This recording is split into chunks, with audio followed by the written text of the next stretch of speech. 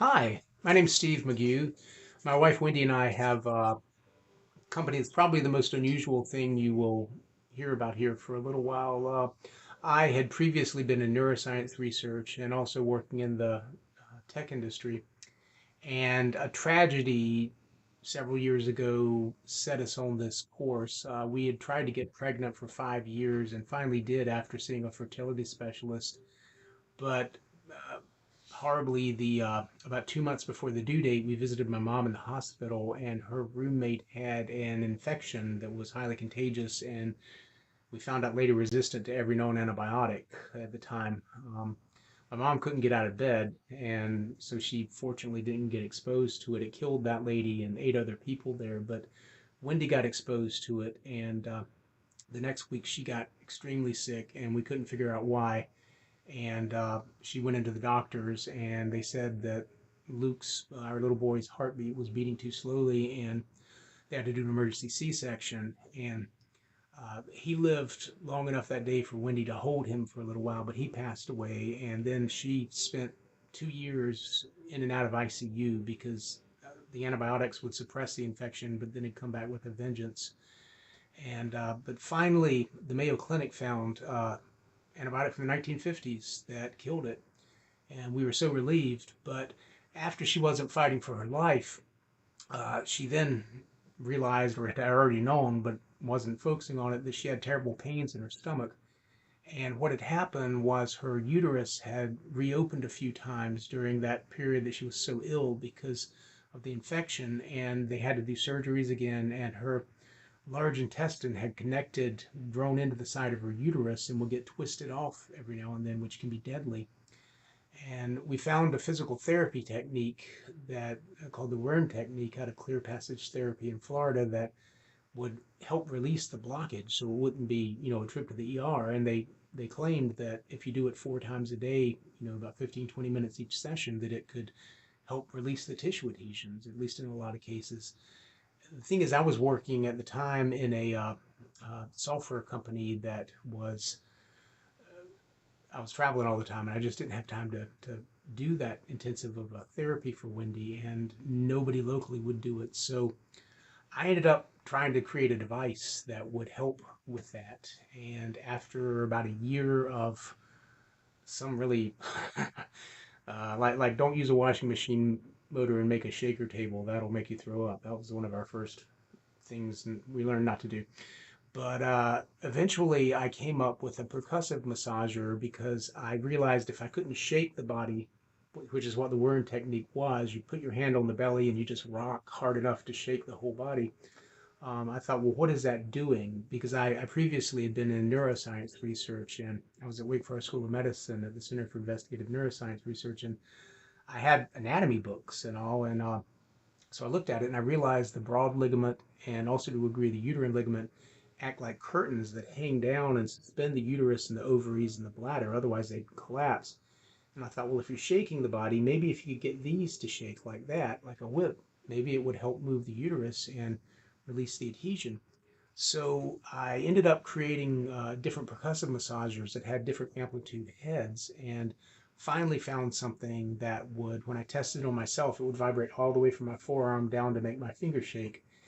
And I tried it on Wendy. It was in a PVC tube and sounded like a lawnmower, and it worked for her. It would, if she had a blockage, it would help release it. And so we were trying that. She was using it, and I was using it on her frequently. And this is when it gets weird. Basically, uh, one Sunday late afternoon, I was holding it on her belly, and she started turning pink. And I was going to stop. I'm like, "Are you okay?" And she's like, "No, that feels fine. Keep going." And uh, it basically induced an orgasm through her clothing from her abdomen. And that, we were not expecting that, especially due to all the surgical challenges that had come up from this ordeal.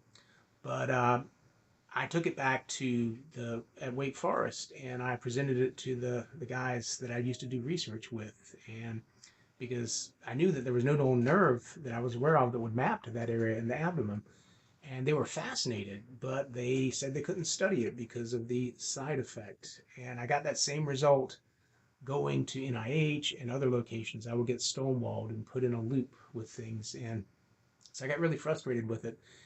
And then as I started presenting this to investors, which I knew a lot of people in the investment community from the tech company I was in, a good friend of mine who was very, very wealthy came to me and took me out to lunch and said, Steve, you've got to stop doing this. And I'm like, what do you mean? And he said, basically, this is going to destroy your company if more people find out about it. So what he proposed to me is he said he'd already talked to the group of guys that knew me, and they were going to say that I just basically had a midlife crisis, had this crazy idea for this contraption, but now I'm going to take a couple months off and just chill out. And he said, as long as I never speak of it again, um, you know, everything will be fine.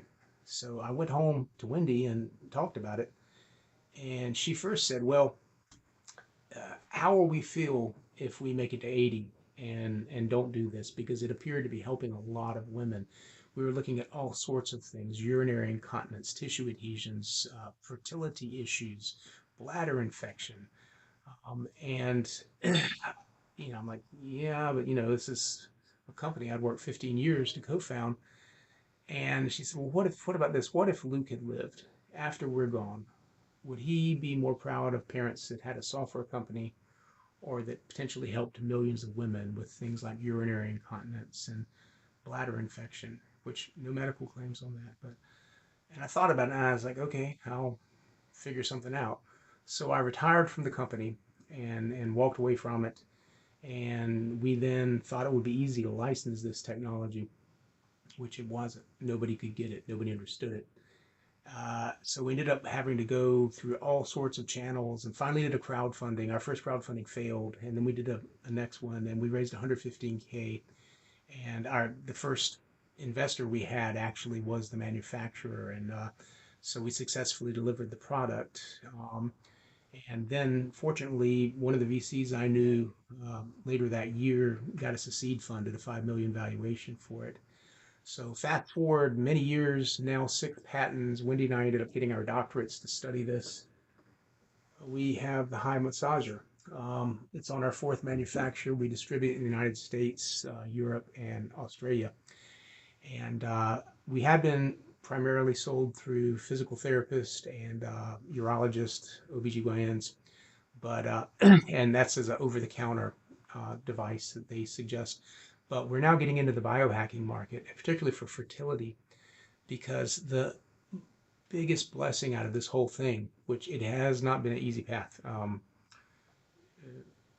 can say with confidence, but the biggest blessing is a few years later, we were actually thinking about adopting because Wendy's uterus had grown in together and both fallopian tubes were blocked, and they said there was absolutely zero chance of getting pregnant. And she started getting all these weird symptoms, and I couldn't figure it out. And we got worried, so we went to the doctor. And after 24 weeks and 7 doctor's visits, we go to a dermatologist because she got an annual skin checkup. And the high school assistant listened to what Wendy described, and her belly was starting to swell a little bit. And she's like, well, that sounds like you're pregnant, which the doctor was like, shh, don't talk about that, because the doctor thought Wendy'd be very sensitive about it. And so, we can't get pregnant. So we just went on. Well, we're driving home that night and we both see a CVS coming up and we look at each other and I'm like, are you thinking what I'm thinking? And she said, we got a pregnancy test and we were 24 weeks pregnant with the most amazing little girl. She's 9 going on 10 now. And that was by far the biggest blessing of this whole process because they'd said it physically wasn't possible. I don't know if it was, I can't say directly if it's due to the device, but we now work with several fertility doctors with it as an adjunct, a non-medical solution to help with that. It's used totally over the clothing, and it's a very interesting and unusual product, as I said. Our main focus now is in the biohacking community for people in startups, high stress relationships that are having problems with their relationship, as well as pelvic health for women and working on fertility. Those are our 3 key focuses. But that's us. So this is a really cool boot camp. So Steve and Marley, thank you guys so much. And I'll talk to you guys later.